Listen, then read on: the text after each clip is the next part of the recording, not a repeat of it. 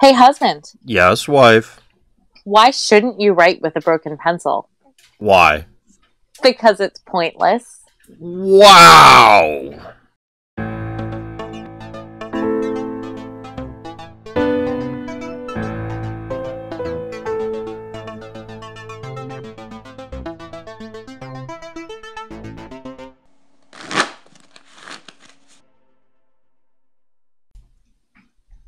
Welcome back, ladies and gentlemen, to Random's Thoughts. I'm husband, And I'm wife. and we are back after, I don't want to say a long hiatus, but we did have a little bit of a gap in there since our last show. Yes, our gap was called by our tiniest of co-hosts, I guess we'll call her. Sure. But we have a tiny addition who's lurking in the background, who is slowly starting to be awake more and therefore make more noise. So if you hear her throughout the podcast, that would be why. And I'm sure everybody out there will understand. So we'll do our best on the back end to edit things appropriately, just in case. But we haven't really had too many issues. She's actually been pretty cooperative for the most part. Yeah, but it's really the only problems of a husband-wife team is that there's no husband or wife to watch the tiny humans. Yeah, that becomes a little bit of a challenge, but we persevere. So, yes. Wife, we are back today, though, and we do have, another Holy reason... mother of reveals, Batman. Yeah, so one of the other reasons that there was a short delay in between our last recording and this one is that we were honestly kind of waiting for more reveals to come out to get them compiled so that we would have, a few things to talk about. It's not just 3 cards and then be done with it in 10 minutes or whatever. We want to have more interesting things to talk about, more quantity of things to talk about. And then, as wife just alluded to, we all of a sudden, long? bam! And then, okay, we have a lot of spoilers. So, we're going to be a little bit behind the 8 ball, trying to catch up as quick as we can. We're not going to try and rush through anything, but, maybe we'll go at a slightly more brisk pace than we have over the last few.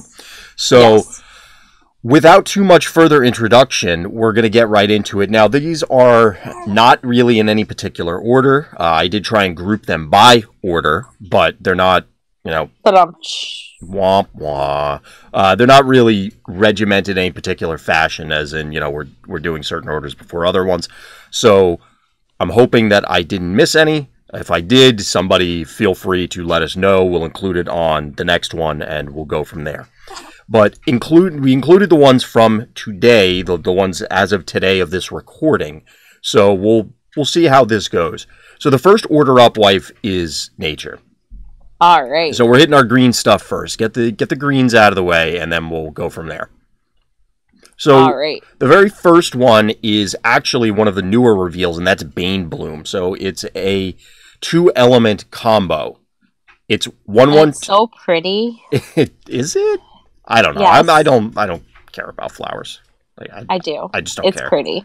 I'll take your word on it, wife. So, Bane Bloom is a animal soul combo. It's 1/1/2. It deals rotation amount of damage to your target, and then draw rotation number of cards. Yep. I really like it. Yeah, I saw some initial comments that they're not impressed by this, but it feels like it's doing a lot for a 2-cost combo. Yeah, it seems relatively cheap. If it stays, that's awesome. And even then, you're still getting the draw and the damage. I like it. Yeah, I don't think it's very difficult to have this thing. I mean, the damage is basically irrelevant, but it's drawing 4 spread over a number of turns. So I don't know.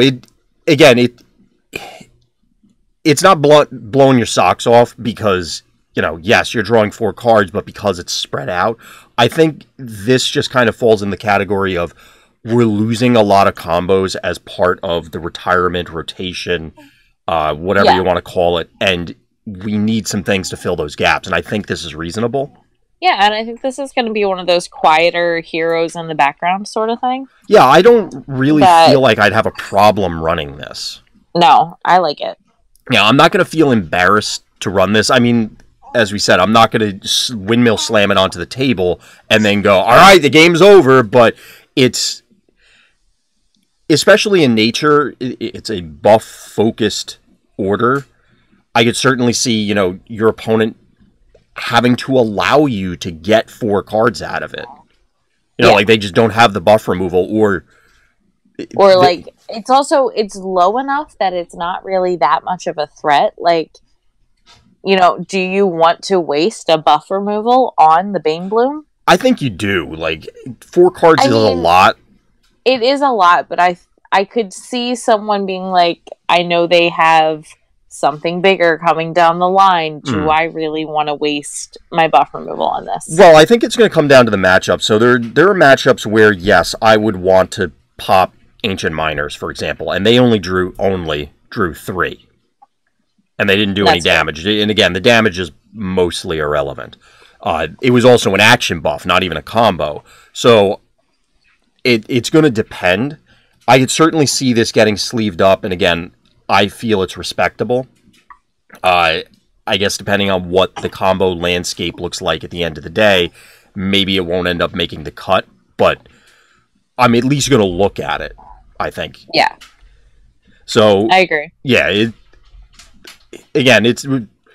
I'm not writing home about it, but I'm also not going to feel terrible if this ends up making my final list. Mm-hmm.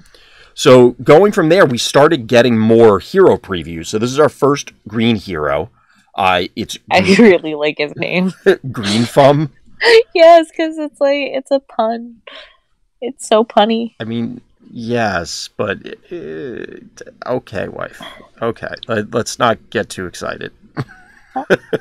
We all know that I was going to get excited anyway. I don't know what you were expecting. Anyway. So it's our green hero. He has 30 health. It's going to be increased damage done by your buffs by 1 if you have a forest buff next to them on both sides. Oh, and he's forest superior. Yeah. I don't really like this guy. I mean, I think there could be a funny gacha deck maybe that uses him. What does that mean? But I don't I think there might be a way to make it work in kind of like a casual atmosphere sort of thing. Well, I mean, anything's possible when you add that tag. Yeah. I don't like this guy. I feel like it's too much effort for too little gain. Yeah. It's obviously way too easy for your opponent to disrupt it. I'm not super excited to play him. Yeah. I think that's fair. I just, as compared to the last card where it's just like, okay, it's not super exciting, but solid. This is just, I don't feel good about this one. Yeah, I mean, I could definitely, obviously people are going to activate it. You just play a lot of forest buffs, but I don't know. I'm not excited, so unless you have something major, let's move on. Nope, that was pretty much it. So this one, I did see some discussion on the Facebook group or some questions, and we'll get into that in a second. So it's Mossfoot Tribe Rider.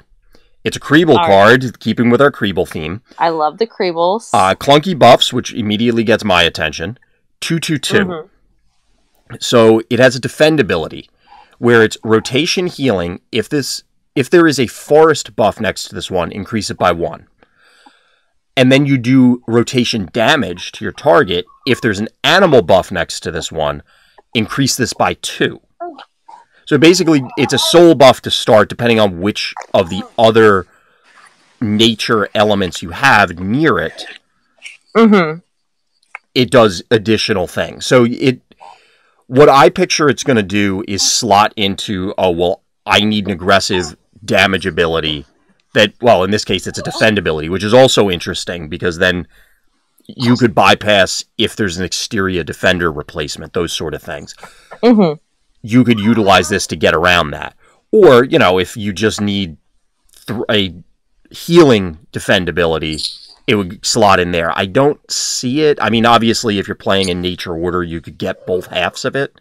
That would be kind of if it was like sandwiched in between or next to a combo. Right.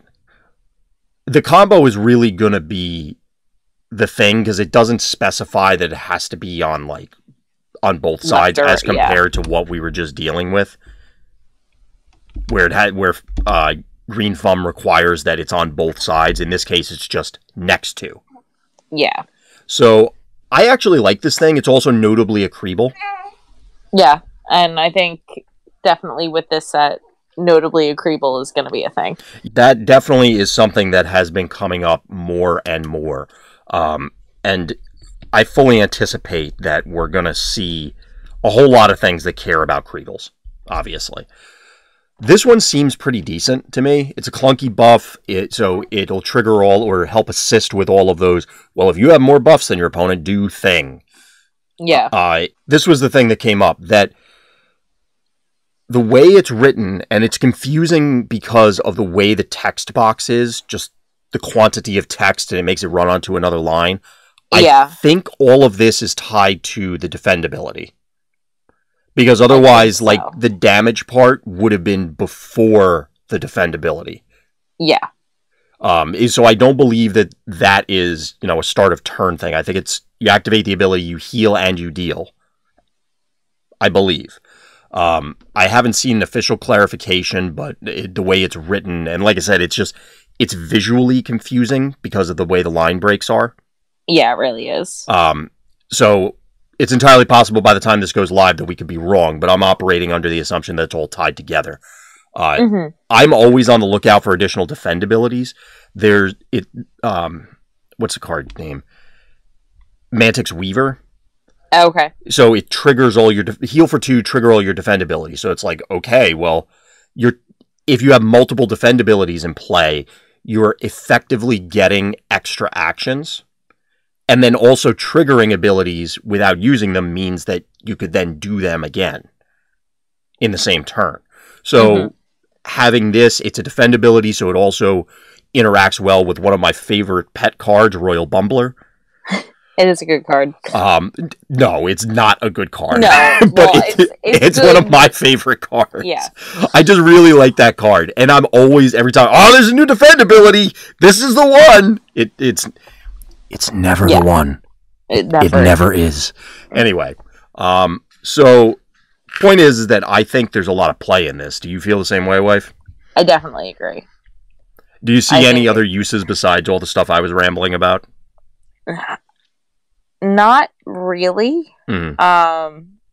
Just, I think, like you said, it's going to be exciting to look into the Creeble-ness of it all when you get down to it. I do like the artwork on this one.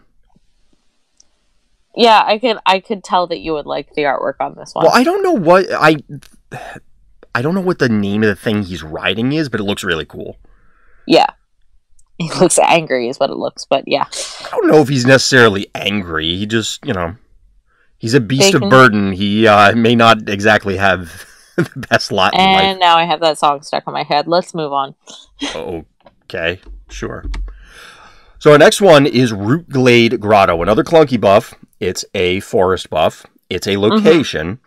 And instead of discarding, store Creeble cards under this card. When a card is stored, rotate this one step forward. When this buff expires, for each stored card, deal 1 to your target and heal yourself for 2. So, unless I'm missing something, you're going to play... Well... So your opponent or some other effect could make you discard them from, say, your deck or something like that. But you're going to play 3 Creeble cards, you're going to deal 3 damage, and you're going to heal for 6. Yeah. And... I don't like this at all. Yeah, I don't really either. I was trying to make a statement for it, but no, I don't really. I mean, there are always, not always, but there are weird interactions with storage cards. Again, it cares about Creebles, so maybe there's something there. It's locations in a order that don't typically have locations. I feel like I'm missing something here, that there's some way to stuff more Creebles more than 3 Creebles on here. I mean, I can't think of anything unless something comes along later. But yeah, this going to be 3 damage, 6 heals And over a delayed one at minimally that. 3 turns. Yeah. Well, really, it would be, I don't want to say this is reasonable. And I was debating with myself. That's why I was kind of stuttering trying to get it out. That you play a Creeble, next turn, play 2 Creebles, pop it. Assuming those Creebles were good enough, and then you could treat this as a, air quotes, reliable heal 6, because it's probably as close to an on-demand heal that this order is going to get. For the most part, like, their thing is overtime heal, so this sort of bursty heal is new to them. So I guess that's a point in the corner for this card, but that feels like you've invested 4 cards to heal 6. Obviously, you got the effects of the other things, but I don't know. It feels like a lot of effort. Maybe this is going to be a necessary evil just to get that burst heal. Yeah, I mean, it could be, but I do always forget that nature has that slow, creepy heal. Now, it does, not to cut you off, wife, the other piece is because it is clunky, maybe because of the cards we already saw, it appears that there will be a theme in this set of buff positions. So if you really want to have a nature buff that sticks around, maybe this is one to look at, because then you just jam it next to whatever your thing is. That's true. And then you just avoid playing Creebles for a while to make it stay. Yeah. I mean, I guess... I don't know. This one's really unexciting to me. Put a pin in it until a really awesome deck idea comes to mind. Maybe if somebody out there has already something in mind for this, let us know, because I'm not sure exactly what it is. Yeah. It's probably not going to be the first in the first few nature decks I build. Probably not. Maybe along the lines. We'll see. Moving from there, we are moving into our next order. This is tech. So this is one that got me really excited, and this is, I guess, comparatively, by the time this is going to go live, one of the older reveals. Mm-hmm. And that's Blast Chamber. So yeah, I'm excited for Blast Chamber. Yeah, this seems it seems playable. So it's a 4-corner explosives buff, XX5 blank, which I think this is the first card that has that, where it does something and then it's blank on the last corner. I could be wrong about that. I think it might be. So the text box is rotation damage. When you deal damage to yourself, restart this buff. There's like a gazillion ways to deal damage to yourself with tech for fun and profit. Yes, there are.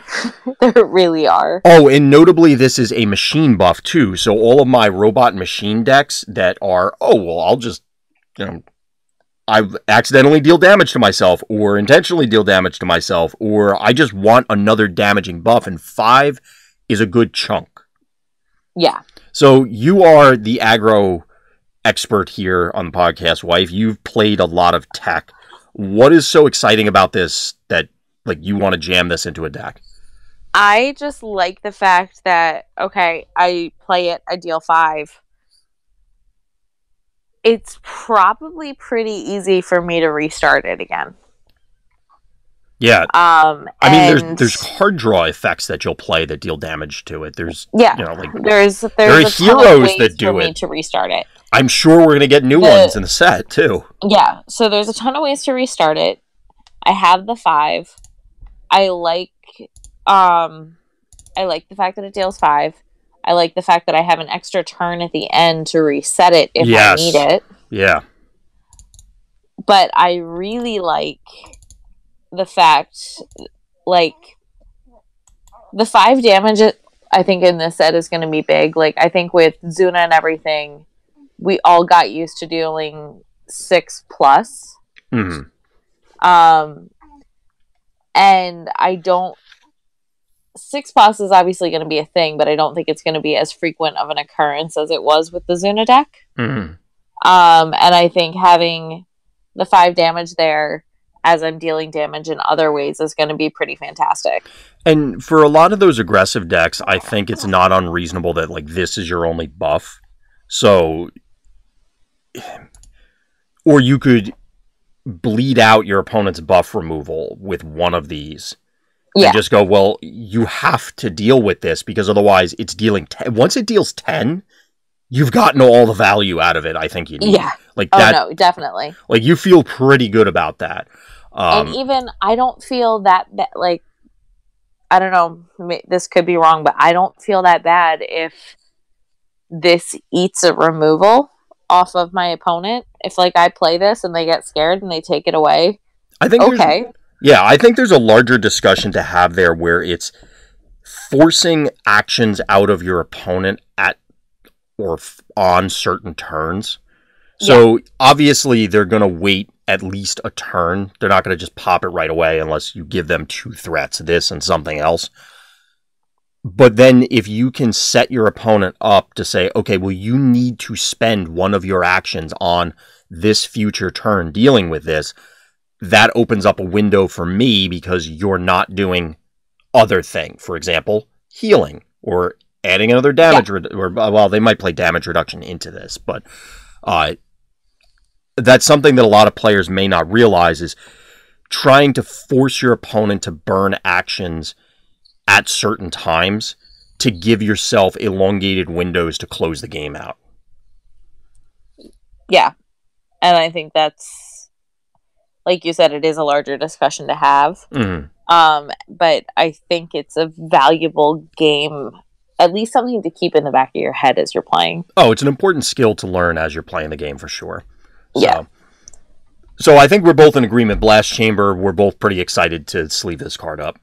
Definitely. And what's funny is it's going to be in totally different decks. Yeah. Well, it's a common, so we should be able to get a few copies of this. Yes. But if you take it and we don't have a few copies, I'll hunt you down. And it won't be hard. Yeah. We'll figure out a way, wife. We'll make it happen.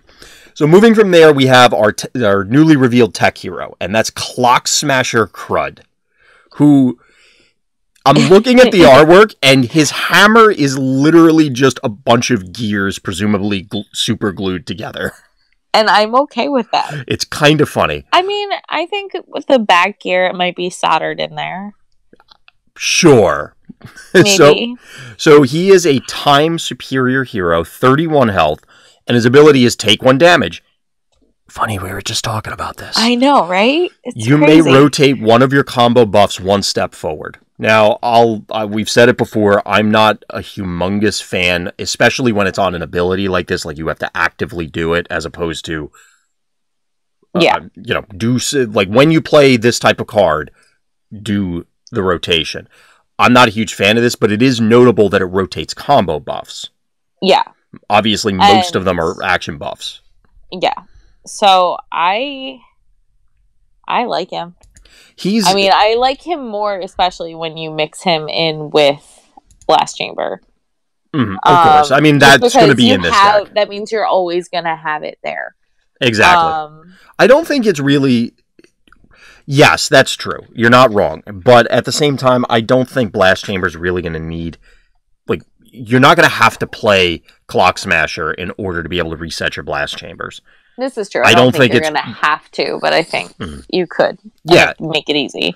But as for the actual ability, again, because it specifically interacts with combos, there is some potential there. I'm not super excited about it because... So, unless the combo inherently... So, it has to have corners that you care about rotating. So, we're not talking about combo attacks or combo defense. Has to be combo buffs, obviously. Yeah. It has to be a combo buff that probably gives you extra actions on the turn it's played in order to get the value out of it. Because otherwise, you're just passing the turn to your opponent and they go, okay, clearly I don't want that thing sticking around, blow it up. Yeah. Now, obviously, there's always the opportunity that they don't have it. You can protect it in other ways or maybe, whatever. But it feels like you're asking a lot when your opponent's going to pick up your hero, read the card text, and go, I think their deck may be based on combos. I don't know. it seems like it's going to be a lot of hoops to jump through. Now, that being said, Tech does have a number of combos that produce additional actions, but it's going to have to be on a combo that you also want to rotate, because otherwise you're assuming that you've not only played the action-granting combo, but another one? Yeah. Now, spoiler alert, we may have something for that a little bit later, but for now, I'm not super excited. But maybe we'll circle back to this as we look at some of the later previews. I'm not super excited, but I have some ideas spinning in the back of my head for him, and I want to. Do you have one that you want to share, wife? I can't remember the card names, so maybe next time we record, I'll have a better list. I have the picture, I have the stuff, but I can't think of the cards themselves. Well, we'll leave everybody in suspense with that. So our next one is Giant Stomper. So my question is it Giant Stomper, as in it's large and it stomps, or is it a Giant Stomper and it squishes giants? Asking the real questions there. These are the hard-hitting questions that the people need to know. I mean, I think he's just a big stomper. Sure, we'll go with that, because we'll get into the actual Plus cards. There are 2 Creebles, and I don't know. The one in the bottom right, like, I don't know what it is about him or her, but that guy looks like you're gonna have a bad day if you meet him. Or her. He looks like, he looks like, what's the movie where you're not supposed to feed them after midnight? Gremlins? Yeah, he kind of looks like a gremlin. I was going to say Critters, or he kind of, I can't tell if the teeth, so on the one on the top left, clearly there are underfangs, and then there are tusks, and then there's other sharp teeth.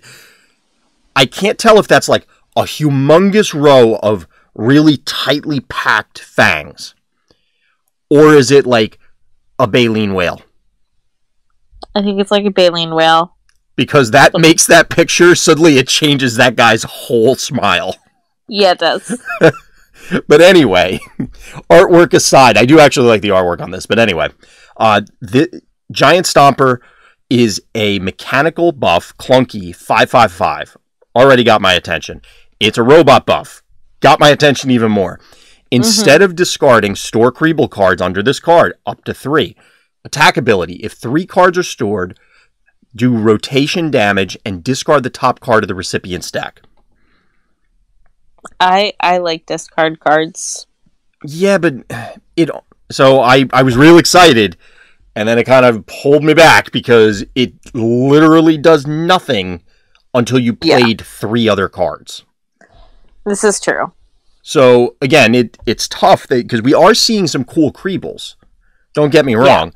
And the whole cross-family theme of, in this case, we see robots and Creebles, but we've seen other ones where it's X and Creeble. I appreciate the efforts, but those are challenging to build to begin with, because then it's, am I getting enough of the one family to support the other, and vice versa?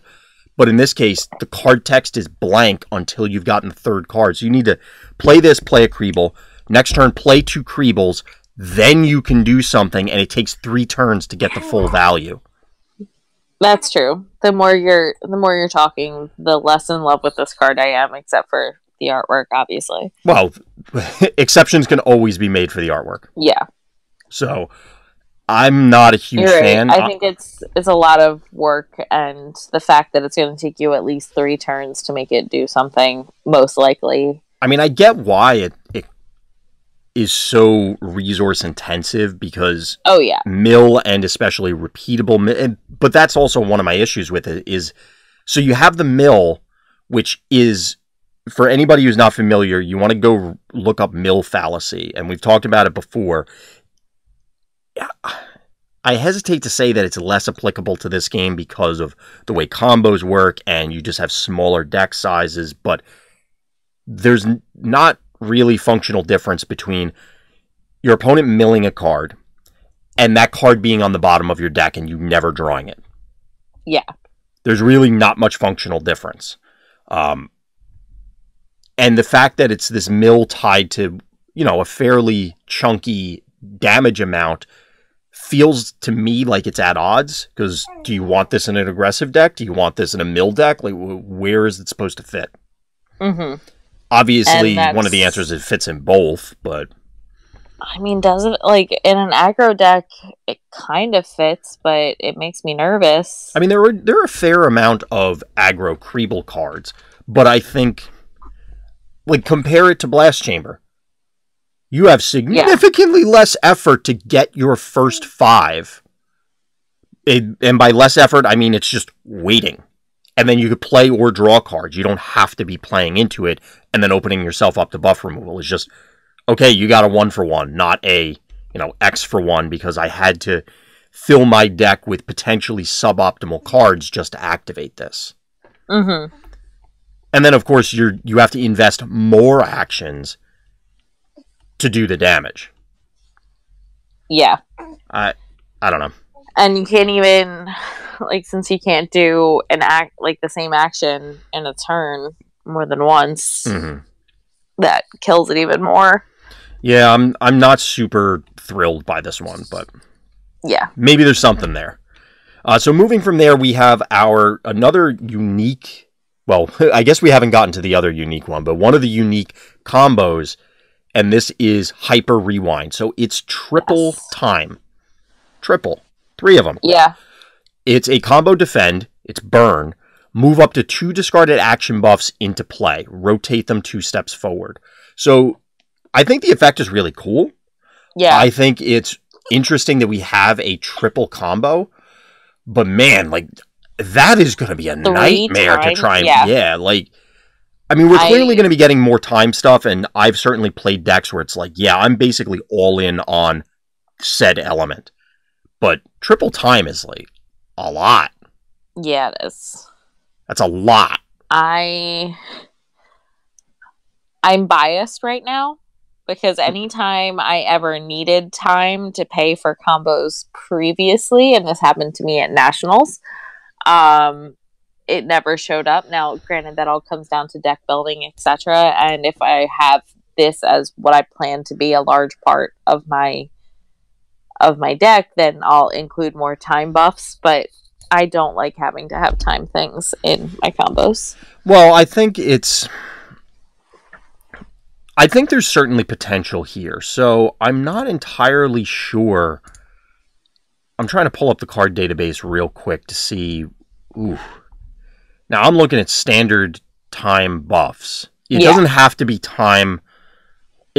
So the card text doesn't require that you return 2 action time buffs to play. But I would assume that you're going to be looking for time buffs in order to play them. I'm not super excited by those, the ones that are in standard. There are some decent mechanical ones, but I'm not sure that you're just randomly splashing them.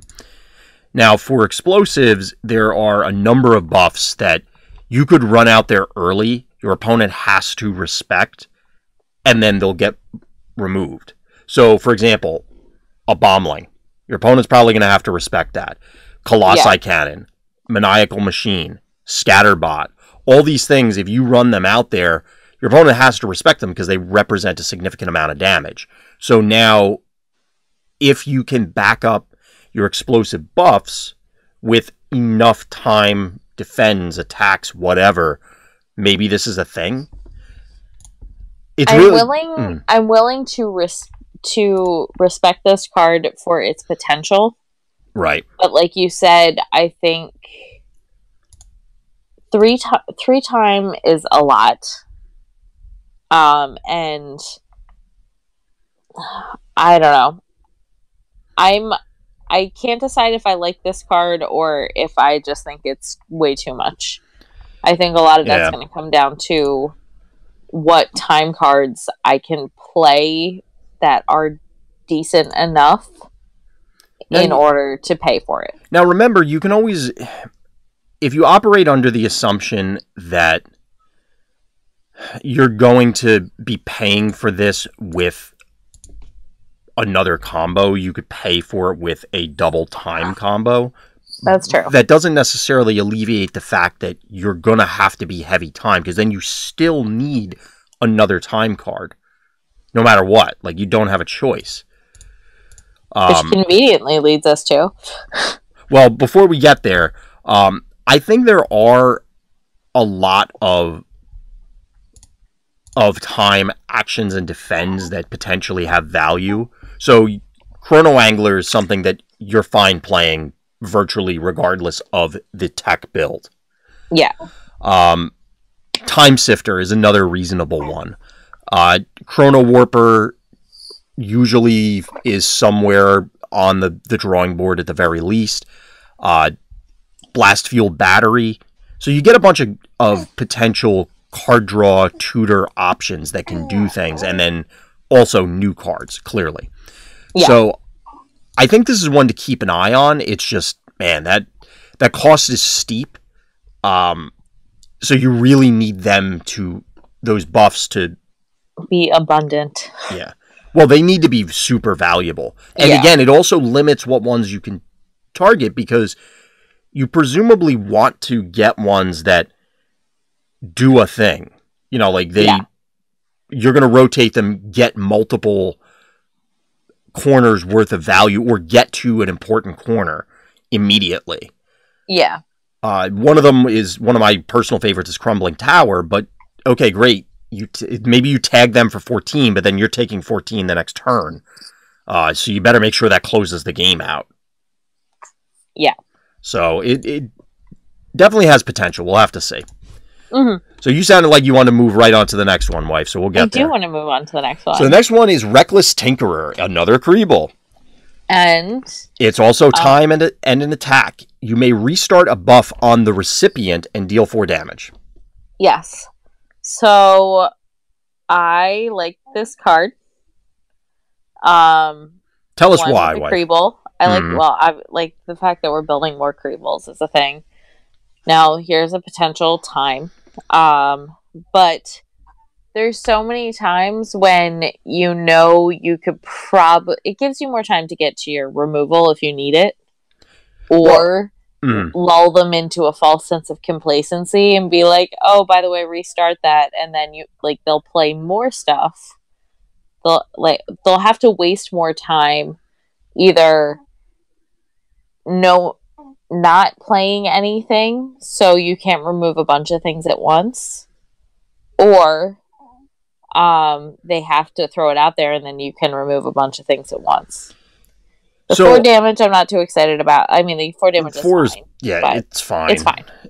But I do and it also gives you more time to get your removal.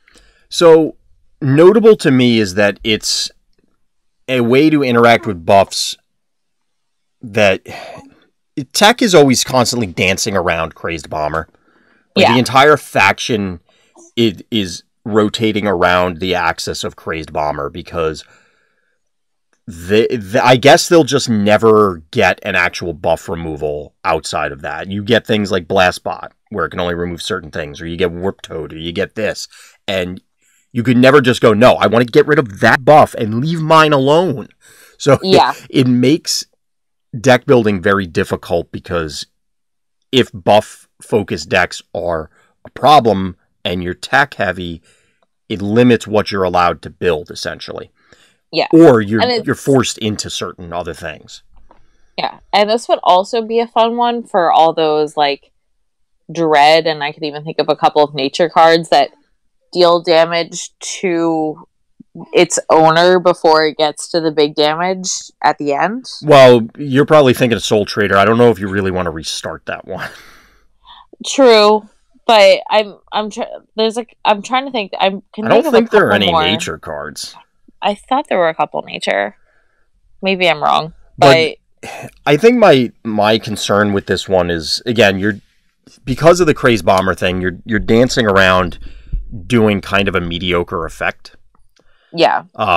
Restarting it means that they're going to get the value eventually anyway, so you're just buying yourself time. And there are very few buffs that don't say, are like blank, blank, blank, big thing, that are actually playable. So my point is okay, you're restarting the buff, but so let's take this scenario. They play Blast Chamber. you only have one turn to restart it. Yeah. So, like, they play it, you get a turn, it rotates to its second corner, it's about to do 5, you can restart it, which buys you a little bit of time, but it's not a humongous block. And maybe if you're playing an aggressive deck, it's really just you're racing against time anyway, so it might be fine. But I guess the way I'll put it is I don't like this card, but I feel that it's necessary because what else are you going to do instead? Yeah. Plus, as you said, I think that's a valid way to describe it. What else are you going to do? Exactly. And you brought it up. It's a Kriebel also, so it's something to keep in mind given the general theme of this set. Yes. So moving from Reckless Tinkerer, we do have our one and only Cage of Oppression. It's our one and only, so sad. One and only neutral card from this set of reveals at this time. So it's a clunky buff. Blank, blank, blank. It can't be removed or restarted. So it could be returned. Yeah. At the end of your turn, deal 1 damage to your target. This bypasses damage-reducing effects and can't be increased or trigger other effects. Rotate this 1 step forward if you heal for 2 or more.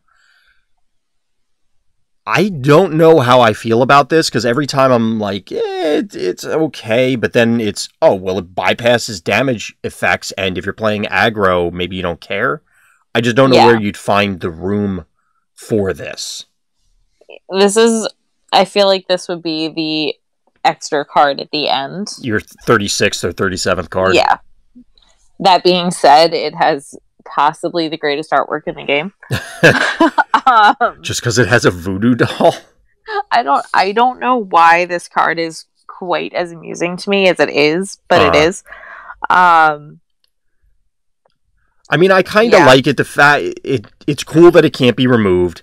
It's annoying that I get why it can't be restarted, but that's kind of annoying. The fact that it can be returned, I guess, if you have self-returning cards.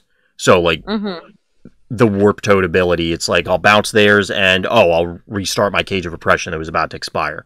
I think you're almost better off just assuming you're never going to heal. Yeah. And playing around it that way. Or if you're going to heal, just go in humongous bursts and only do it a couple times. As opposed to, like, you wouldn't want to play this in nature and then have something like the card we previewed and talked about earlier, that it's, heal for 2, 3 times. Because then that ruins don't want that. I don't know. I agree with what your assessment was, that I think this one's going to end up on the cutting room floor at the end of the day. Yeah.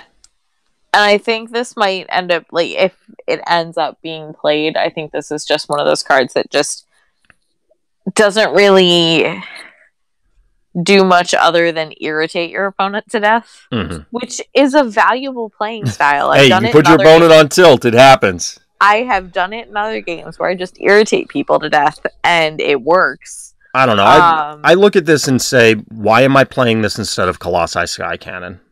The obvious answer is, they're below 20, but getting them below 20 is usually the hard part, and then you're trying to close the game out from there.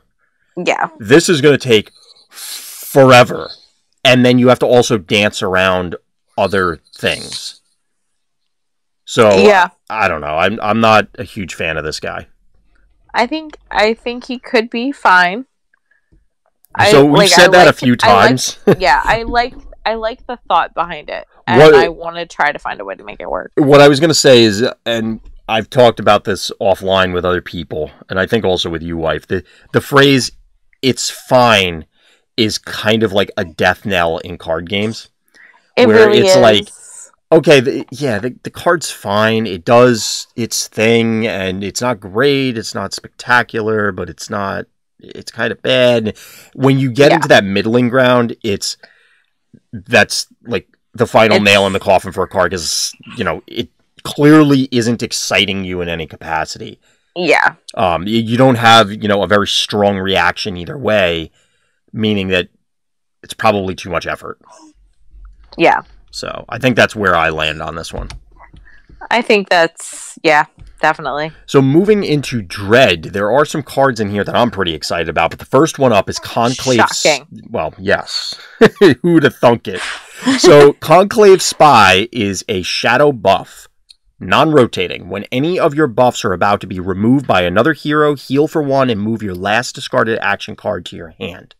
So this is kind of cool because it's kind of like Noxious Assassin where, and I guess that's the theme, is all of the assassins / stealthy guys react to your opponent's buff removal, I guess. Is the underlying theme. I don't quite get the connection there, but it does seem to be consistent. But anyway, well, I take that back. There's a few other assassin and spy, whatever. I'm not going to digress on that. That'll take a while. Yeah, and it's pointless. So it's kind of like Noxious Assassin in that you slam this, your opponent is going to want to deal with it first, because once you've triggered it more than once, I feel like you've gotten some pretty significant value out of it. Yeah. You're clearly, so it limits you in what you can get because it has to be your last discarded action card. So if another copy of this is your last one, that's going to feel kind of bad, which is probably why they added the heal for 1 just to fill it out. But presumably you're not playing bad cards in your deck. You would like to get the effect of any of them again. I hope you're not playing bad cards in your deck. So the only other thing to dance around is burn. So, if you shadow puppet something as your last action for a turn, your opponent now has a window to make Conclave Spy bad. But this is another one where, and I know we just talked about it's fine. This seems a little bit better than just fine. Yeah, but it's still... I think there's something there. I think... I could see running a couple copies of this, but I could also see it being like the 40th card, where it's like, yeah, I'd like to include it, but there's even some ahead of it in the line. I don't know. I mean, I don't play Dread terribly often, but I think it could be fun, and I think it would make your opponent not wary to discard your buffs, but they would have to do some more thinking. Yeah. And I don't know if that's enough, though. So making them think a little bit more doesn't necessarily win you the game. Whereas Noxious Assassin at least is dealing damage to them, and that's shortening the distance you need to go. This is drawing you cards, essentially. Yeah. And don't get me wrong, I do like the effect. I'm just not sure. I think the card's good. I'm just not sure if it's good enough to make the cut. I could certainly see it being played. Yeah. So it's something that I'm anxious to try out and actually run in a deck and say, okay, yes, this is, or if I'm playing a deck and I say, okay, well, I really need to make sure that I'm recurring certain effects, or I need multiple copies of an effect, but I just can't play anymore. Okay, well, maybe this just to recursion them. Mm-hmm. Since it moves it right to your hand, that's it, like a lot of other recursion effects, shuffle them back into your deck or put them on the bottom, and it's like, it's a lot of effort to get them again. This is, no, you get it right now. You get it right back, and that, I do like that part about it a lot. Yeah. So it's definitely, I think this is one to keep your eye on. Definitely a watch card. Yep. So our next one is Gorhack the Chopper. That's a name. So before we get into the card, this is another artwork digression. Is this guy like Frankenstein's monster? Because that is a lot of serious looking stitches all over him. Like, that's a lot. I think he has to be. Or like, for you Diablo fans out there, the Butcher. I was thinking that he looks like the Butcher. So, Play Fusion, is this a nod to the Butcher? Apron. It could, I mean, and there's a lot of meat hooks. Like, there are a lot of meat hooks. This is yet another guy that is, you probably don't want to meet him in a dark alley. Like, there's a bunch of those guys that you don't want to meet in a dark alley. You're going to have a bad day. So, anyway, onto the actual card. It's a 30 health Death Superior hero. And his card text is, when any of your beast cards are discarded, draw a card. Now, death is not typically, or at least not what I think of when I think of beast cards. But there are a significant amount of, well, maybe not significant amount, but there were some decent beast cards prior to rotation that were available to Dread as a whole. Yeah. So now I'm just going to name a few of them. Devourer was a beast card. Draga Hunter, Toxic Frog. Those are the major ones, unfortunately. Yeah. That's why I walked it back a little bit on a lot. So, I mean, Gorge Stalker and Swamp Creeper are also there, but we're looking at a lot of those going away in the near future. Mm-hmm. So I'm very curious to see if now Death or Dread as a whole are going to get this beast sub-theme. I mean, they kind of have to, or this guy's pointless, because I can't imagine that it's worth playing Dread, pull in a bunch of beast cards, which are probably going to be on the lower power end because they get the benefit of being part of that family. So like that's factored into the card economy when it's designed. Yeah. I don't think it's, unless there's a huge quantity of them, this guy I think is going to be in for a tough time. Yeah, unless there's a major influx of beasts, I don't see him having a great day. Yeah. I'm going to go out on a limb and, like I said, assume that we're going to see a lot. But at the same time, there's only so many card slots in this given set. And going by the card database with the standard filter on, we're looking at... Now, this is not beast buffs. This is just Dread beast cards. Draga Hunter and Gorge Stalker. Yeah. Like, okay, sure. And one more coming up very soon. Well, we'll get there. Draga Hunter I'm okay with. Gorge Stalker I'm really not, for the most part. Yeah. I mean, I know people are or have been playing, what is it, is it Stone Talon Assassin? I can picture the artwork, and it's deal 3, trigger one of your abilities. So that's a thing, I guess, because in Gorge Stalker's case, it'll be deal 5 or deal 6, then and heal for that smaller amount, and then do it again if you reactivate it. It's fine, but I don't know if that's enough to justify playing this guy. Yeah. So we'll have to wait and see, unfortunately, because I don't think there's enough information to judge it appropriately. But as you were alluding to, we do get a new beast. Hey, look, it's you on a card. That's not very nice. I know, I'm okay with That's not very nice. Or it's the Putrid Behemoth. It is the Putrid Behemoth. It's a 4-corner poison buff. So I have a lot of things to say about this card, but we'll get to it in a moment.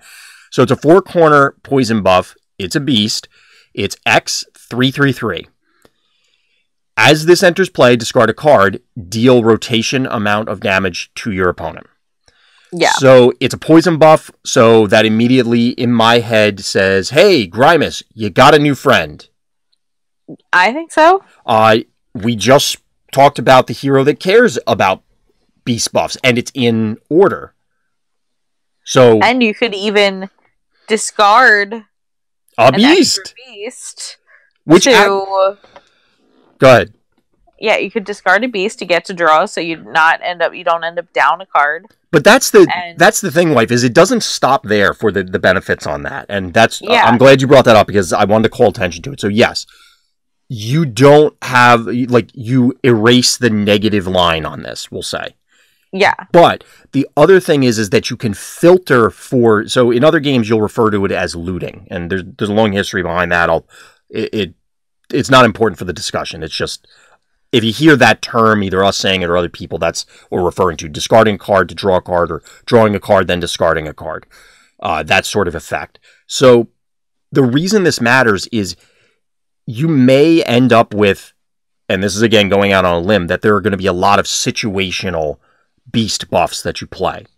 Mm-hmm. That are, they deal with specific families. as like a hate card, or they just aren't great in this situation. So you could pitch that beast card to go dig for something else. It's because of the previous hero's power, it's allowing you to go find something. It's not necessarily just, I am not down a card by playing this. It's also, I'm going to find something that's more important than the cards I currently have in my hand. Yeah, and I always look for that. Like, I look for a way not only to draw cards, but to get rid of the crap. Yeah, because it's not necessarily, again, you're not playing bad cards in your deck. They just may not be good in this matchup or at this time, and you'd rather have whatever instead. Yeah. Obviously, it's not as good as straight card draw. Oh, yeah, I really like this guy. 9 damage is a lot out of a single card. Yeah. I feel like it's respectable. I think the artwork's cool. It's a beast buff, and I'm always excited to play beast decks. I'm glad that now beasts are becoming a thing in my favorite order. Like, I'm really excited about this guy. I think it's going to look sweet as a foil. Yeah, it will. Like, that is going to look awesome. Yeah. I'm really excited to get this one in hand. So, any other thoughts on Putrid Behemoth, wife? Other than I can already see you planning a deck around it. I already have like 3 decks planned around it. Yeah, I figured. And we only had the card for like 2 days at this point. And we don't even have it. We don't have it for real. Anyway, so now we're on to our Dread combo. It's a combo attack. Tainted Miasma. Nightmares? Why? The artwork's going to give me nightmares. I don't know why. It just creeps me mushrooms. Out. With this coming out of skulls. Well, I mean, the mushrooms don't care where they're growing, wife. They're just growing. Well, the mushrooms are just living their best life, wife. I mean, they can live their best life and not look so creepy. But anyway, continue. So Tainted Miasma. It is a poison shadow combo attack. Burn 5 damage. Move the last 2 discarded poison buff cards, move the last 2 discarded poison cards from your discard pile to your hand. See, I'm already mentally shortcutting it to, it's always poison buffs, but it's poison cards. Yeah. I like this one. Like, this is pretty good. I think it'll be useful. Deal 5, draw 2 cards seems pretty good. Yeah, and if you play it properly, it's deal 5, draw the exact 2 cards that you want. Yep. And yeah, I like it. I'm pretty happy with this. I mean, obviously Grimace is going to play this. I can't think of off the top of my head even any poison burn cards. Oh, what? That would be fun. What? Because Behemoth is poison. Yep. So you play Gorehack.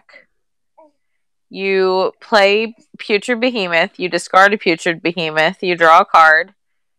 You go through the Putrid Behemoth.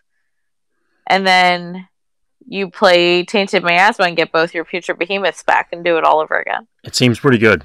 Like, again, this is not gonna... I mean... Well, so compared to the other buffs, I really like this thing, or the other buffs, other combos. I really like this card because it's, like you said, draw the 2 cards you want. Yeah. Most likely. And it's also, again, something that's going to help Grimace out a lot because You want Grimace to be a thing so bad. Grimace? No, okay, let's stop. We need to talk about this, wife, because this is some serious talk right now. So, real talk, Grimace, his power is insane. Yeah. His power is ludicrous. But the thing that's been holding him back up to this point was, well, the power level in other decks was out of this world, like off the charts, compared to him. Yeah. But given the rotation, given the cutting down of the card pool, he is one of the few ways to inherently protect your other buffs. But there's also the primary issue of there just aren't a lot of good poison buffs. Now that we've got the Behemoth, we're starting to get up there. We're starting to build it up. But this card is going to help ensure that you continually have the gas to keep your foot on the gas. Yeah. So you're Draga Hunter, we talked about it before. There's another, if you play it on the beast end, you can just continually keep pressuring your opponent. And if you go outside, regret making a snide comment about Grimace. I You made apologize. this is your first mistake. That's I one. For my slight against Grimace. Well, no, let's think he'll be a thing. Let's bring it back from Grimace. Let's put Grimace aside for the moment. Put a cap on the greasy, grimy guy. So let's talk about Gorhak. We just looked at Putrid Behemoth. We have Draga Hunter. Again, we're assuming that we're going to see more beast cards. Maybe some of them will be poison, or just there are general poison cards that you want to run anyway. Yeah. I think this is respectable to run there to, again, ensure that you're refilling with what you need. Yeah, and I do totally agree. I think this is going to be a good way to keep the energy up, and I think it's going to be a good way. I think it's going to be a really good card. Yeah, I really like it. Again, it's like the Nature one. I was drawing a blank on what I was trying to say. Like the Nature one that we had started out with. I think this is better. Or it feels better. I don't know. Just because you can control what cards you're going to see, even though if you're getting less quantity of cards, it also does it immediately. That one was, okay, that's pretty good. This, I feel, is pretty strong, which is, I know that those aren't like numbers and very precise, but it feels better to me. Yeah, it does feel better. So, any other thoughts on our Dread combo, wife? Other than I already know you're going to be playing it probably the second the set comes out. No, absolutely. Like first couple decks are going to be including this card. Yeah. So now we move into Mountain. So we're starting out with the Mountain combo, Crystalline Reflection. It's combo defend. It's Earth Crystal, 5 healing, burn. If your last discarded card is an action buff, move it to play. So it's a 5 healing Geode Hatchling. Yeah. Now, Geode Hatchling was nuts. Like, that card was really good. There's a nature version of it only for beast buffs. This is... Obviously, you're going to set this up so that you can get something back. Clearly, you're not going to run it out there for the 5 healing unless you absolutely have to. This, again, falls in the category of, yes, I'm probably playing this combo, but I think it's more in line with our first review, Baneblood, than it is with our most recent one. Yeah, I think you're right. It's cheap, which is good. Yep. Like, if this cost any more than 2, there was no way that you would ever... No, you would need significantly more than this. But yeah, I think it's fine. Yeah, and I don't say that as a fine as in a death sentence fine. I think this is going to be a good, reliable card to have in the background, sort of thing. It's Old Faithful. Yeah, it's going to be an Old Faithful card to keep in there. I'm not writing love letters about this thing, but I'm not going to be embarrassed to be seen in public with it. Okay. That's a heck of a descriptor. Anyway. So moving on from there, we go to Flame Shard Giant. It is a fire attack, and it's elemental, which are 2 things that I'll touch on in a moment. 3 damage. Increase the damage and healing of your Creeble cards by 2 for the rest of the turn. That sounds like an aggro card to me, wife, so let me kick it over to you before I talk about anything. So ideally you're getting at least 5 damage out of this. The biggest thing is I hate that, like, okay, yes, you can increase your Creeble cards by 2 for the rest of the turn. Now, there are going to be ways where you could technically get more out of it than just 1 card, but I think that's going to have to be a perfect setup sort of thing. Yeah. Like, I think you're more reasonably looking at, like, 9 damage across the 2 cards. Yeah. Which is fine. But that, I think, is more of a that's fine. Like, I'm probably not playing this card.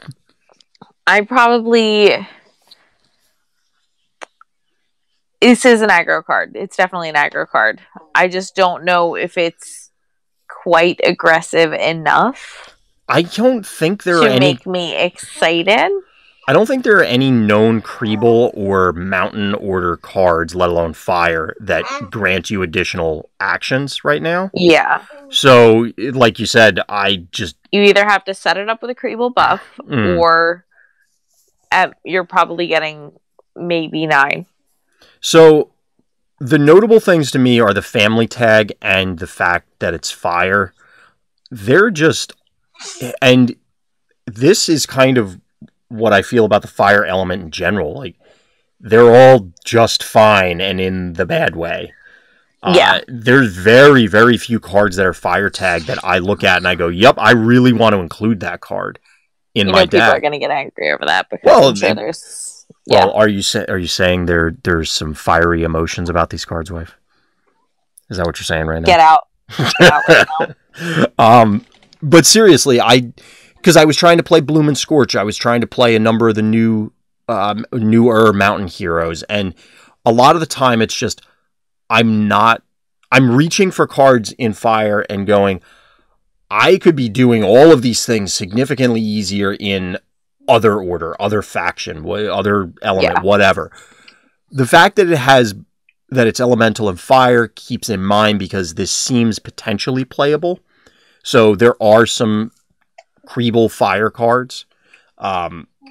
Maybe we're going to get some additional help, but this is one that I don't think is playable without help in this set. Like, I don't think this is playable with the known cards. Yeah, it needs some backup coming up behind these. I will say this is also probably going to look pretty cool as a foil. Yeah, it will. Definitely will. So one of our, at the time of this recording, older reveals is Sleeping Volcano. So it's another Fire card. It's a buff. It's a location buff. It's also clunky. So I'm getting excited, wife. You on corners 1 to 3 at the start of your turn, rotate it 1 step backwards. When you play an elemental card, rotate the buff 1 step forward. And on the last corner, you tag them for 8.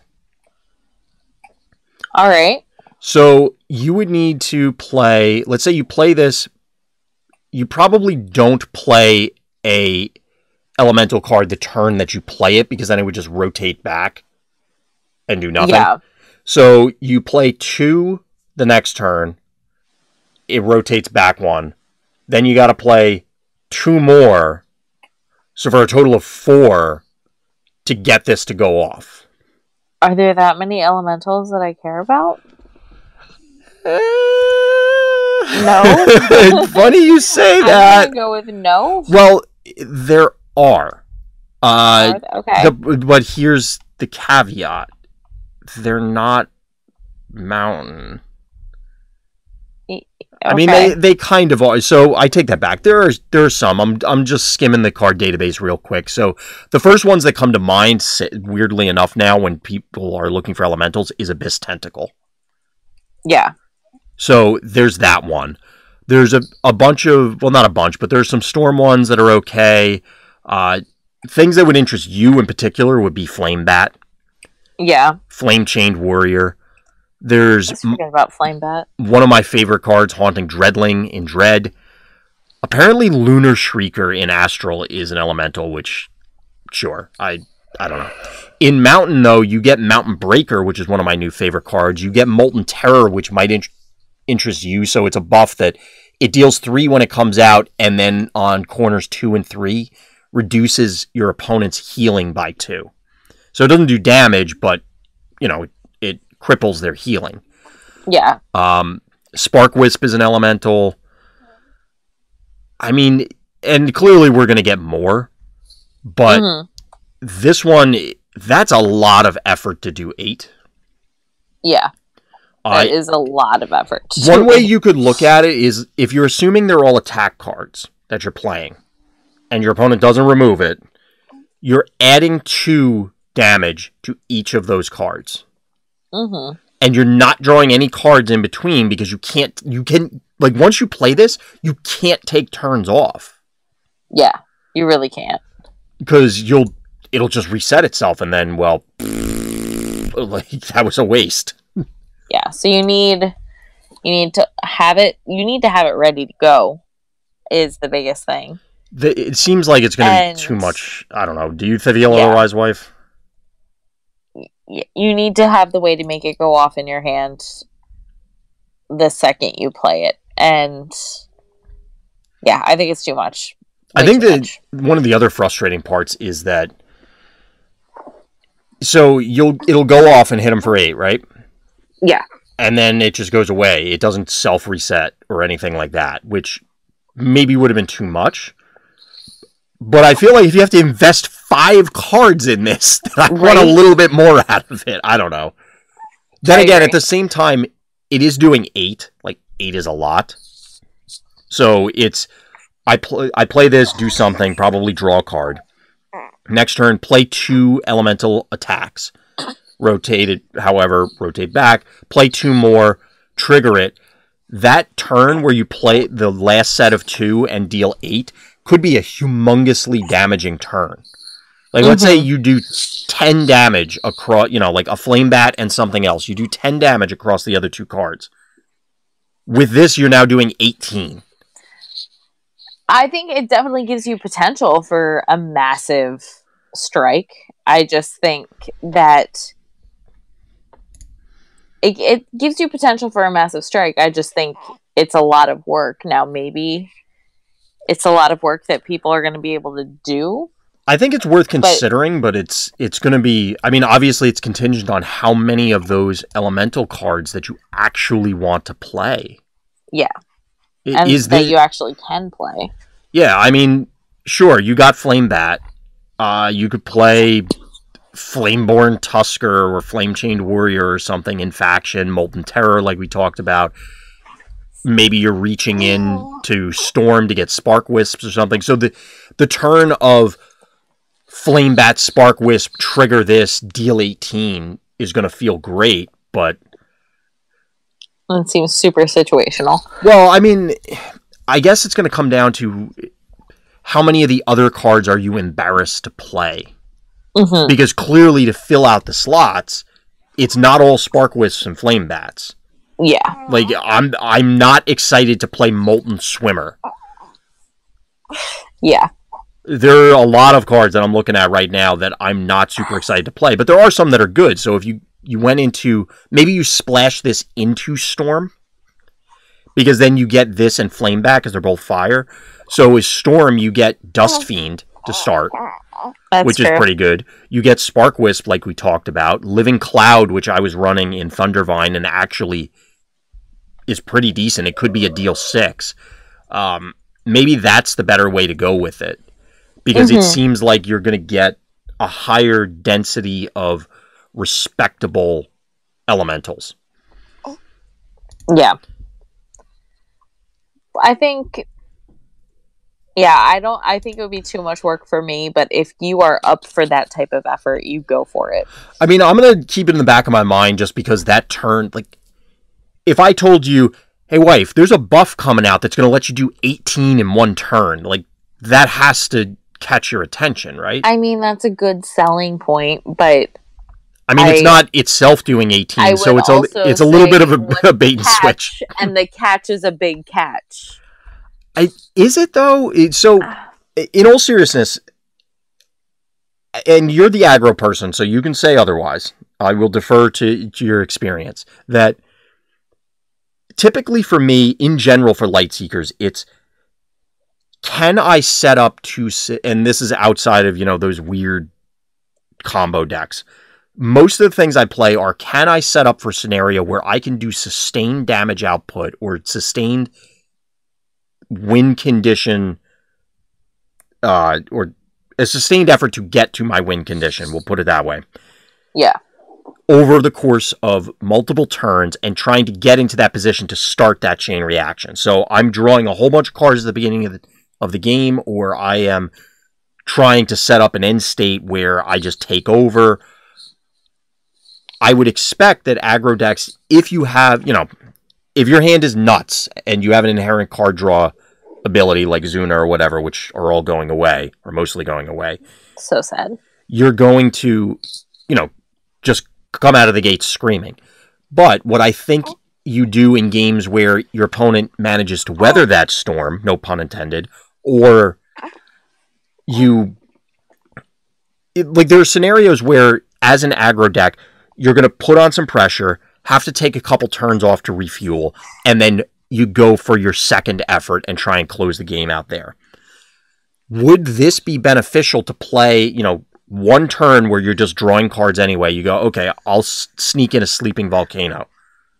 You draw up some cards, and then now you're already going to be trying for that last, maybe not last ditch effort, but you're going for that last sustainment.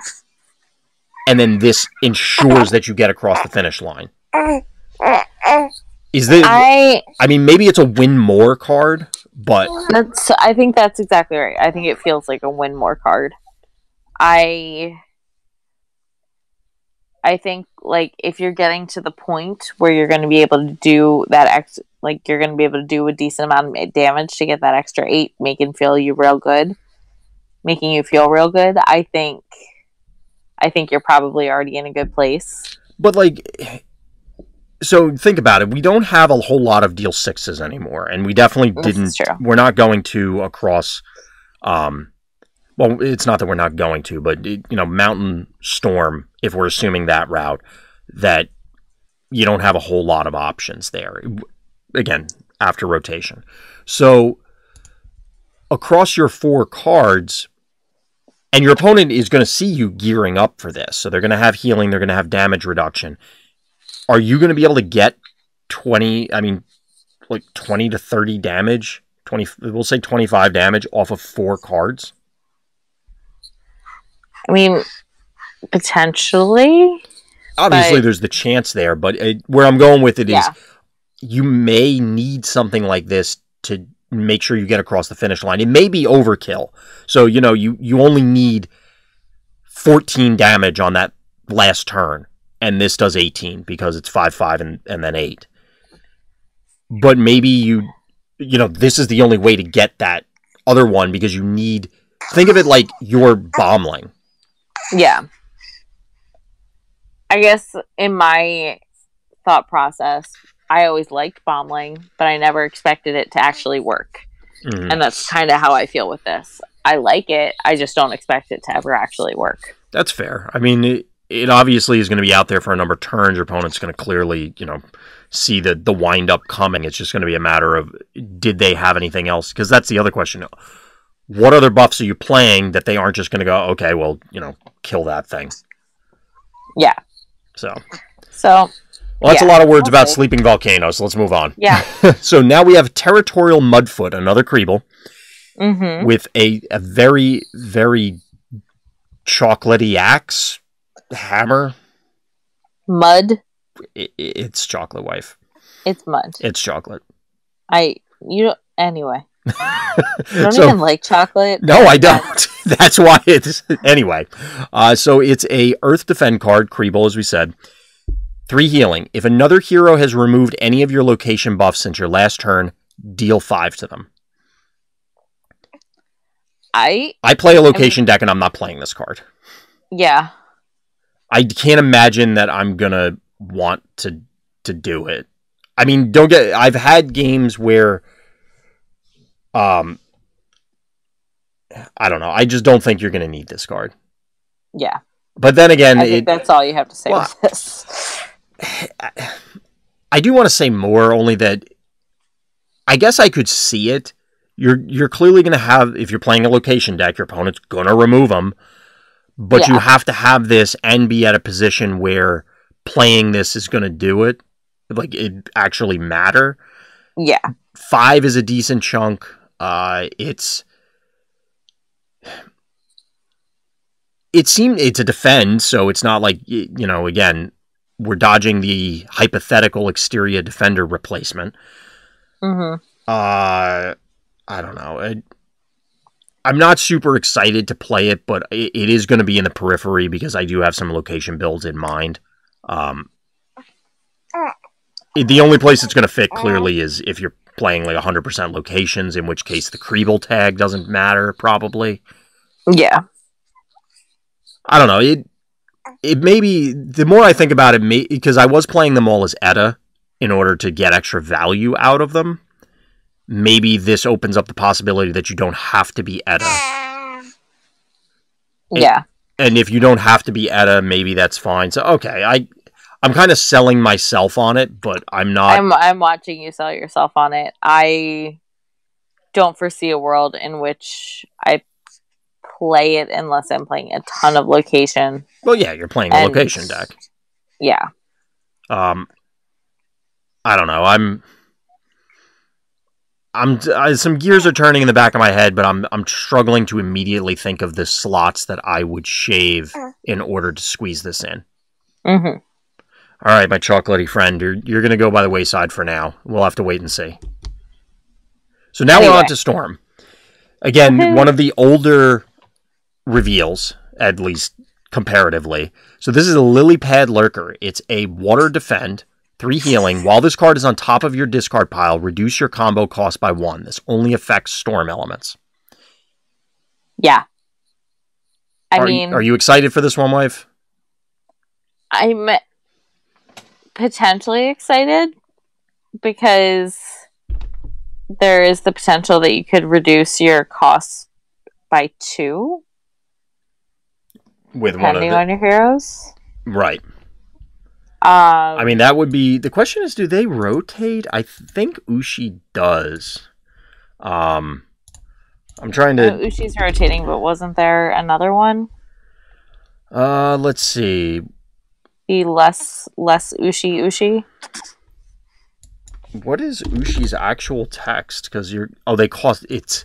So this says reduce cost by 1. Ushi's text says they cost 1 less, which is making trying to search the card database difficult. Interesting. Okay. No, you're talking about Jolty. You're talking about Sergeant Thunderfin. Commodore Jolty is what I think I was thinking. Oh, okay. So you have a bunch of buffs in play. You have your combo, and then you have Lily Pad Lurker on top, so potentially you reduce it by 2. That seems fun. It seems super situational, but I think it's worth it. The problem is that, so I don't think that'll really work in Commodore Jolty for this reason. Commodore Jolty requires that you have more buffs than your opponent, so obviously you have to have minimum 1 in play. Yeah. You have to play this the turn before to set it up. Where I'm going with this is you're exposing yourself. Like, your opponent's going to go, well, they're clearly going to play a combo. Let me pop anything to bury this. Yeah. But, I don't know. Well, this is true. This is very true. But I'm just thinking, like, I have Jolty. I play Cage of Oppression out there, and people like, oh, whatever, I'm just going to ignore it. And then... But this will rotate your Cage of Oppression, wife! No! Yeah, but that doesn't matter. I'm making a joke. It doesn't matter. It does not matter. Well, it matters, I guess, if you play it. So you would, depending on where you got to play it correctly. Even if it was on the last corner, it shouldn't bury it. So that doesn't matter. You have that. You play Lily Pad Lurker, and then you go boom. What I really want, I don't know. What I really want is a Storm hero that says something like, at the start of your turn, you may discard a card. If you do, draw a card. I mean, I want that hero too. I don't think that'll ever see print, but it would be cool. Without having that, I like my really janky Commodore Jolty Lily Pad Lurker build that I'm building in my head as I think right now. You have fun with that, wife. I don't know if it'll ever actually work, but... I mean, don't get me wrong. Reducing all your combos by 2 is interesting, but then that combo would immediately turn this thing off because it would bury it unless, some weird card text that moves it around or whatever. I'm...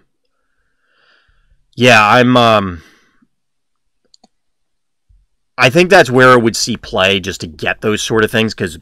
you'll by accident go, oh, my combo only costs 1 because of this, or is reduced by 2. Nothing. What?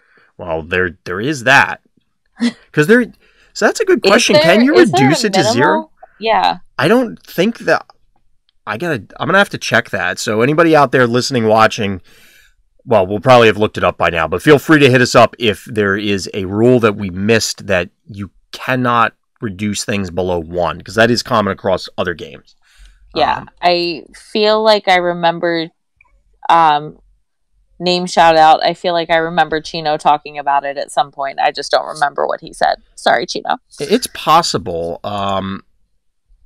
I would have to look it up, and I'm not going to do it on recording right now, so we'll check it out later. So any other thoughts before we move on to Lush Lost Trader? Just that Go Storm. Lush Lost Trader. Let's do it. So Lush Lost Trader is a Lunar Defend. It's 4 healing. You can search your deck for a Chimchu. If you do, after shuffling your deck, put the chosen Chimchu card on top of your deck. I like it. Tell us why you like it, because I'm not super enthused. I like being able to choose the card that I want. I like the 4 healing isn't bad. Mm-hmm. I don't know. I like it. I mean, this gives me enough of what I want that I'm okay with it. I mean, there are definitely good Chimchu cards. I think there are good Chimchu cards out of a Chimchu deck. So, like, you're not actually playing a dedicated Chimchu build that you would want to tutor for because they're powerful enough on your own that you want to see the effects every game. And this gives you sort of extra copies for it. The problem is that it's costing 2 actions to do that. Mm-hmm. Because you play this, go get it, put it on top, then you have to spend an action to draw it. And you won't obviously get the effect immediately because you have to wait to draw it. Yeah. That being said, you could do it with... Go ahead.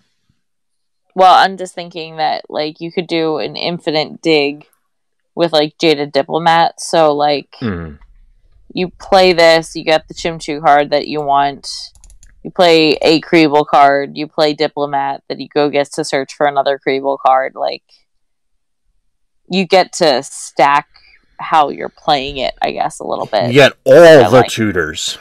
Yeah. I don't know. It's just because you love school so much. I do love school. School's amazing. You are the worst. Ravenclaw forever. You are the worst. I know. I've accepted it. Anyway, so I mean, you're selling me on this. I think 4 healing is respectable. It's only obviously 1 point more than 3, but 4 feels much more significant. Yeah.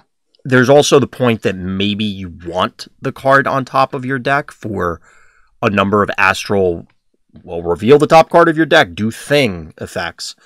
Or, you know, I'm thinking for Sun Hunter, if there's a Chimchu that's when revealed or when drawn, obviously you can't go get Yukoni or Archaeologist with this, but those sort of things where I need it to be on top to impact other things. Yeah. So I'm starting to like this thing more. Yeah. I think with the way Astral is going, it's going to be a useful card. Yeah, I could definitely see this seeing play the more I think about it. So you sold me on it, wife. Congratulations. Hooray! So moving from there, we have our last preview, or last reveal, rather. Which is redonkulous. So this was... the room behind it. This was... I got home from work today, and... You know, I said, okay, let's check and see what was there. We know we're going to be recording. I want to make sure that we're up to date and that we got everything lined up and blah, blah, blah. And I'm like, huh. Yeah. Huh. Like, okay. Is a very... Okay. So, another... accurate. Just like you were shouting out Chino before, shout out to all those Superior Seekers team members who I'm sure are all salivating when they saw this, because this is so up their alley. I feel like Draedalus already has something in mind. Fatal Zeph might. There are a few other people on the team that may already have, and I'm sure there are lots of people out there. Let's explain the card first, like talk about what it does, and then we'll get into what it can do. So this is our first triple order combo. It's a combo defend, it's astral, it's storm, it's tech. Destined power. 5 damage to your target. Move any number of combo cards from your hand to your deck. Draw cards face up equal to the number of cards moved, plus 3. You may move any combo buffs drawn directly into play. So, play 4 combos in a turn, wife. What do you got? So you get to. I'm still kind of reeling from this. So you play 4 combos, then you draw 7, and then any combos drawn go into play. So if you're drawing 7 cards and you're like down to like the 20s, there's a decent enough chance that you're going to get at least 1. Well, one of the things that we talked about offline, I think where a lot of this will go and why Bova had recently played and I think won an online tournament with a combo deck that also was not unlike the Fatal Zeph one, where it's kind of like you get to the end game state and then you just go off and end the game.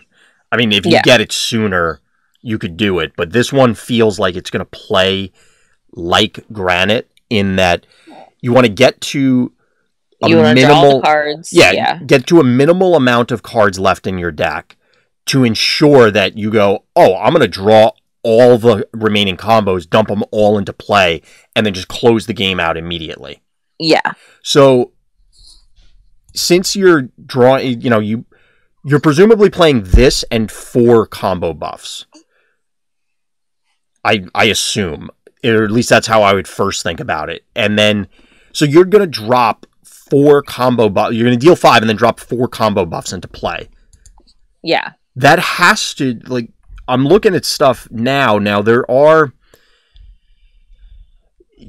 I could see you going multiple routes because across these orders, there are a lot of different ones that immediately do damage. So you could play, for example, Blast Shield. You could play Blast Sequence to just get immediate damage. Like, that's 12 across those. You could play some more sort of looping things, like Fatal Zeph's build with Phase Shift. You could play some of the heavier ones that will, that because you dump multiple combo buffs into play at the end of the game, you just let them tick, and then on their last corners, they just tag your opponent for a gazillion or whatever. You could play a bunch of tech ones that grant you a billion extra actions, and you do all the other things. I see a lot of, obviously, there's a lot of potential for this. Yeah. I have no idea where this is going to go, but obviously we're going to see a lot of people try this in a lot of decks. Yeah, I think it's something worth trying. I think I am not the player to make this happen, but I can definitely recognize some of the players who will definitely do good things with this card. So one thing to keep in mind with this is that, and this is something to temper enthusiasm, so you're going to need access to the elements in question, or and they're going to go me the most nervous. Or it's going to go dormant. So, and because you're now triple order, you clearly have to be playing a presumably dual hero. Maybe we're going to see triple heroes in this set. Like, is this a slight hint that we're going to see a triple order hero? Because that would be kind of cool. Dual heroes that play many items. Well, that's what I was going to say is where you're going to have to play it, because otherwise you're going to be exceptionally limited in what the options are. Yeah. Because then you would need something that's like double time, double lightning, double lunar, or something like that, just to ensure that your buff actually does something. I mean, I take that back. You could play. I mean, you could play Commodore Jolty, Lily Pad Lurker, and then just one other card. Totally works. Well, yes, but you still need the elements to be able to get the buffs. But you could do that. What I was going to say is you could play a plain old regular hero, and then you get the full suite of their buffs, and then just splash for, if it's a tech hero, so that you get. Say you want to play Anti-Magic Pulse and Turbo Sphere so that you're getting extra actions, if that's the route you want to go. Then you would splash for Lunar Storm just to ensure that, you can play this thing, but all of the combo buffs that you're going to dump into play are going to be tech. Yeah. And I think that could be reasonable because, like I started out with, Blast Sequence and Blast Shield seem fine. Like, I like both of those combos. Dumping them right into play for free seems pretty good.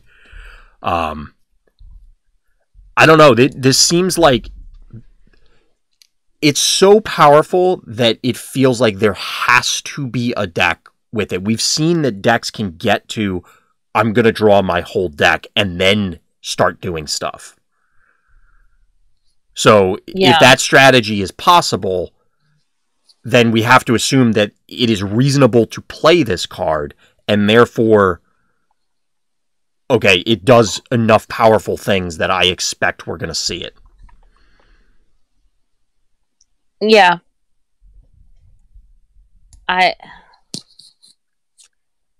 don't know. I'm still reeling from the fact that it has 3, that it needs all 3. I think that's going to take me a while to wrap my head around that. So I'm really curious now, across a lot of games, and this one included, obviously, each faction, order, color, side, allegiance, whatever, has its own strengths and weaknesses. So if the overlapping, assuming that they're saying that the overlap between Astral Storm and Tech is that they draw cards and then move things into play, which I don't think would have been what I would think of, because the first thing that comes to mind is actually nature and tech for moving stuff into play. But anyway, presumably we're going to see the other combinations, or at least some of the other combinations of 3 orders in this set. Yeah. What are they going to do? I don't know. To match this, they have to be nuts, like to have some super splashy effect. And of course they have to be, because Dread Mountain nature, so an undead mountain with trees all over it comes back to life and stomps people to the ground. I have no idea why you went there, but okay, sure. I don't know. I don't know where that came from. But in all seriousness, like it's a huge cost, it's a huge investment.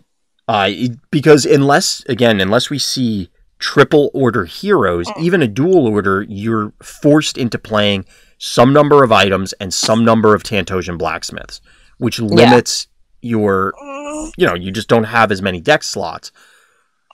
Well, does blacksmith count as a Chimchu? I'm pretty sure it does. Okay, because it is a Chimchu, but that was before adding those was a thing. It does count as a Chimchu because it got reprinted, remember? Okay, well, I mean, they updated a bunch of the cards, but yeah, it also did get reprinted. All right. I'm trying to make this work even more in my head, and I'm having... It's going to take time to figure this out. Yeah. What type of being is that? Do we know? No. Okay. I have no idea. I can't even necessarily... Are they organic? I can't tell. I think organic, but I straight up cannot tell. And it could be some kind of elemental tech crossover thing. I mean, that I don't think there are any astral elemental. Well, there are some. We talked about Lunar Shrieker earlier, but I don't know. I like this card. It's clearly a Johnny card. For anybody who's not familiar with that term, it's a psychographic profile for card games. It's usually Spike, Johnny, and Timmy. Spike being your solely competitive focus players. Timmy being your kitchen table, I just want to make big dudes smash stuff player. And Johnny being, I really want really quirky cards and involved combos to make stuff happen. And nobody... Well, maybe not nobody, but generally people don't fit into a single category. And obviously, people change over time, or even within games or different games, whatever. This is quite clearly a Johnny card where it's, okay, well, what wacky scenario can we concoct with this? Yeah, it definitely feels like that. It is cool on the card border, and you see this on all of the multi-order things where it, splits and melds into it. I kind of like it. It looks cool. I do like that. I would like that as a playmat. The color scheme is just in case you're listening. I think that type of color scheme on a playmat would be nice. Well, I was gonna say the color scheme is aesthetically pleasing. The artwork on this is actually really cool too. Like even if you ignore the primary focal point of the character, which we don't know who or what that is, like the clouds kind of look cool back there. Yeah, go ahead. I want to see other people play this card. That's how I feel about this card. I can't. I want to see other people do it. I don't personally want to do it, but I want to see other people do it. So I think there will be a deck with this. Like the power level seems too high to not be a deck, unless it's just way too difficult to make it work. Because you play any item removal and you may just lock the entire deck out of the game. Yeah, depending on how the person builds it. I think it may be, if it goes the way that I'm thinking it will, and I'm not saying it's the only way, but if it goes the granite route of I'm just going to survive until I go blah and dump a whole bunch of things all over the board, then I could certainly see that being a frustrating play experience. Like, did anybody aside from me enjoy playing against granite? No, I can't think of a single person who actually enjoyed it. If shout out to whoever else is out there who likes playing against granite. Hands up, right here. High five. Yeah, clap your hands. If you like playing against granite, clap your hands. No, I'm pretty sure. No, I'm just saying you clap your hands because you might be it on that front. But so yeah, high five. But anyway, I don't know. I can't see this not forming some sort of deck. I'm just very curious as to how that deck plays out. Because again, I could see if it's taking the granite route, that it's going to be super frustrating. That it's like you just can't get there, and then it feels hopeless playing against those sort of decks. Yeah. It feels like all abandon all hope, ye who enter here. Now that being said, it also, that sort of build, I think would be, well, maybe not. I was going to say it could be really strong against one of the other more hated ones, which are stall decks that just either mill you out or just try and out-heal everything, because presumably whatever 4 combo buffs you're going to dump into play immediately end the game. Yeah. And that's the other potential problem, is dumping 4 combos into play may be really powerful, but it may not immediately end the game. And then your opponent gets a turn and just crystal leeches 2 of them.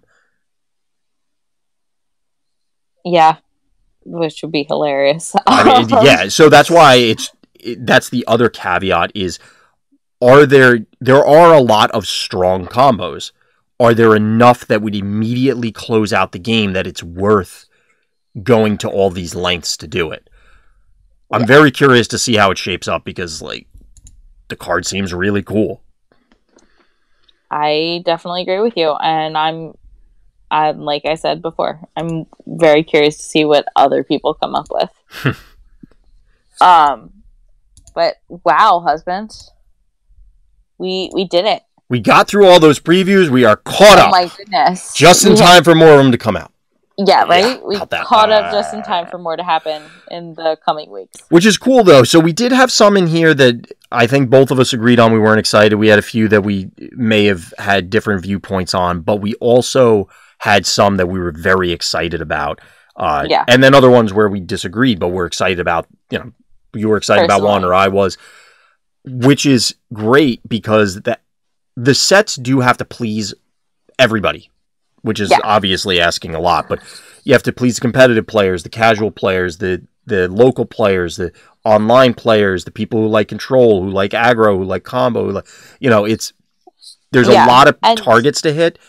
And I think the fact that we have different things, and I'm sure there are going to be people that disagree with our assessments, that's good. That's a good thing. Is. And husband and I have talked about it offline. We both enjoy playing card games. We both enjoy playing games. We both enjoy playing them in vastly different ways. Yeah. And Don't say. Husband likes the long game where there's like slight intricacies, and I like to bash things with a hammer.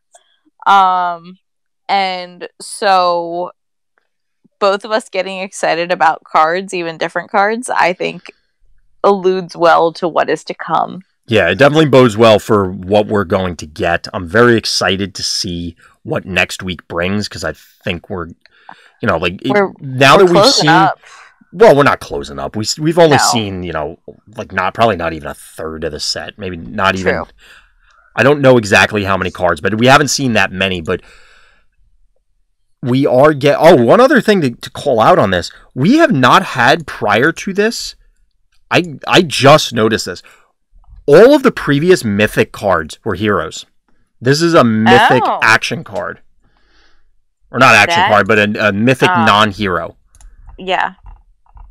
That's interesting. So, yeah. You're right. I didn't even think about that. Because I'm looking at it and I'm like, is there anything else to say? And I'm like, that's weird. The text is red at the bottom. Oh, it's red at the bottom. That's a thing. I mean, let's face it. We all knew this was going to happen eventually. Yeah. So, that is something to keep in mind. And it's where I was going with it, and what drew my attention to it is that now that we're seeing some of these more, build around cards, where this is clearly going to be a cornerstone, a pillar for a deck, or plural decks.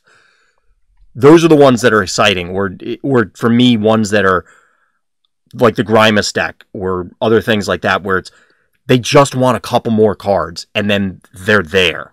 So I'm very excited to see what the couple more cards are. Because they're virtually all of the Mythic heroes and a bunch of other builds felt so close, where it's just give me one or two cards in this family, give me one or two more heals, or one or two more damage reduction, or whatever. And this thing is now potentially a viable deck. So I'm real excited to get these cards in hand, or in app, or both, or whatever. Or all of the above. All of the above. All the cards, all the time. Swimming in a sea of cards like Scrooge McDuck. So Scrooge clearly should have been paced, because diving into a vat of metal. But diving into a vat of cardboard, may be a problem just from, it's a lot of paper. But yeah, a lot of paper cuts.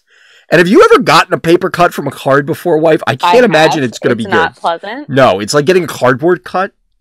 And then I'll squirt you with lemon juice after. It's fine. Oh, no. I told you, everybody, she is the worst. I am the worst. I'm okay with it. And that's why we're tied together forever, wife. Yes, exactly. Anyway. All eternity. Anyway. Well, I'm sure everybody's tired of us rambling at this stage. It was a longer show. We do try and run longer than we have previously, but this one's a little bit longer than even what we normally target. If we're getting reveals at these quicker paces, it's going to make it easier to put together shows that aren't just, hey, let's talk about one card. Yeah. So. And hopefully we keep getting these reveals at this paces, because I like the chunks. Absolutely. So, thank you everybody for watching. Thank you everyone for listening. And please tune in next time for more Random's Thoughts.